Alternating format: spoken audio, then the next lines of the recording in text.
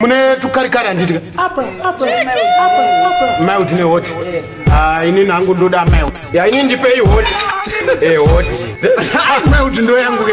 Hot. Jahani.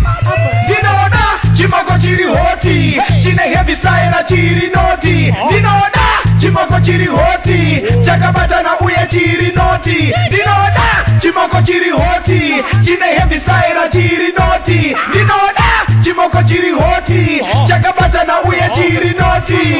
Aiwa baby rakasimba uye rakabatana. Chimiro neswaga zvese zvakasungana. Aneruna koruno pedza matemukanwa. Kunge Nicki Minaj kuti zvityise. Zuva nezuva tichibomba majagwa. Takananga cheese kunotsvaga mambama. Maheavy koso kwete zvekutamba. Teki papo wasara. Chimoko chiri hoti. Chine heavy style chiri noti. Dinoda chimoko chiri hoti. Chakabata na uye chiri noti. Dinoda chimoko chiri hoti. Chine heavy style chiri noti. Dinoda chimoko chiri hoti. Chakabata na uye chiri noti. Baby rakabata na sezi nonzi. Muningina wa Nicki Minaj.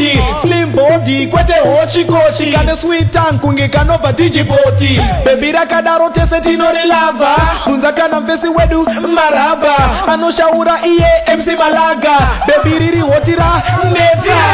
Chimoko chiri hoti. Chine heavy style chiri noti. Dinoda chimoko chiri hoti. Chakabata na uye chiri noti. Dinoda chimoko chiri hoti. Chine heavy style chiri noti. Dinoda chimoko chiri hoti. Chakabata na uye chiri noti. Inini ndinoda hoti manje. Negabi. Ndinoda heavy. Negabi. Aini ndinoda hoti. Manje ndinoda mild. Hoti baby. Ndinoda mild. Heavy figure. Kana booty. Iri noti.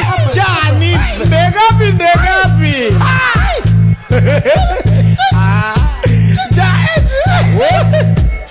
Amani kwanza jae.